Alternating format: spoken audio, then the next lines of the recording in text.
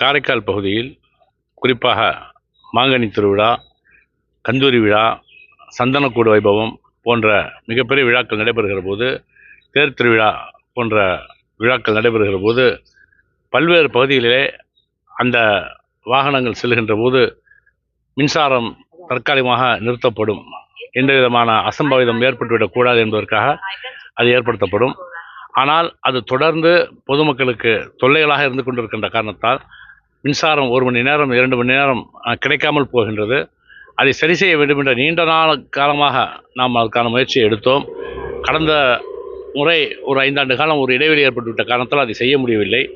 இப்பொழுது சட்டமன்ற உறுப்பினராக மக்களால் மீண்டும் தேர்ந்தெடுக்கப்பட்ட பிறகு அதற்கான முயற்சியை எடுத்து நம்முடைய மின்துறை செயலர் மரியாதைக்குரிய முத்தம்மா அவருடைய முயற்சியோடும், அமைச்சர் நமச்சிவாயம் அவருடைய ஒத்துழைப்போடும், முதலமைச்சர் அவருடைய ஆதரவோடும் இன்றைக்கு இந்த காரைக்கால் தெற்கு தொகுதியில் ஏறத்தாழ 3.5 கோடி ரூபாய்க்கு ஒரு திட்டத்தை துவங்கியிருக்கின்றோம். அது எப்படின்னு கேட்டிங்கன்னா, ஒரு கேபிள் சிஸ்டம் கீழே தரையில் தான், பூமிக்கு அடியில் தான் வரும். இப்போ முதல் முறையாக ஒரு நவீனமான விஞ்ஞான முறையில் கேபிளை மேலே கொண்டு வரதுக்கு அதுக்கான ஒரு முயற்சி எடுத்துக்கிறோம். புதுச்சேரி மாநிலத்தில் எங்கேயுமே இதுவரை கிடையாது. இப்பொழுதுதான் முதல் முறையாக காரைக்காலிலே கொண்டு வந்திருக்கிறோம்.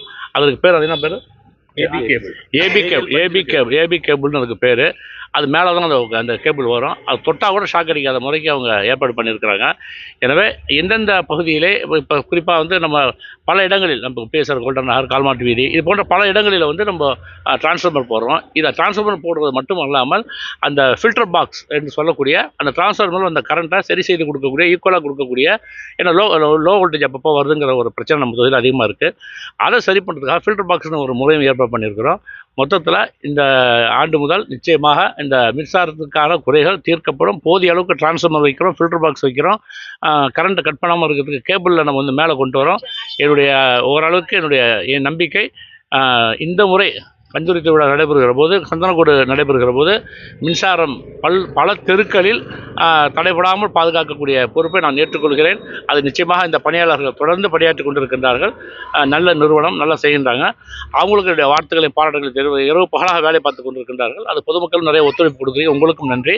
நிச்சயமாக இந்த கந்தூரி விழாவில், சந்தனக்கூடு விழாவில் மின்சாரம் நிறுத்தப்படாமல் அதற்கு நாங்கள் பார்த்துக்கொள்கிறோம் என்ற உறுதியை தருகின்றேன். பொதுமக்கள் எங்களுக்கு பூரண ஒத்துழைப்பை தர வேண்டும் என்று நான் கேட்டுக்கொள்கின்றேன்.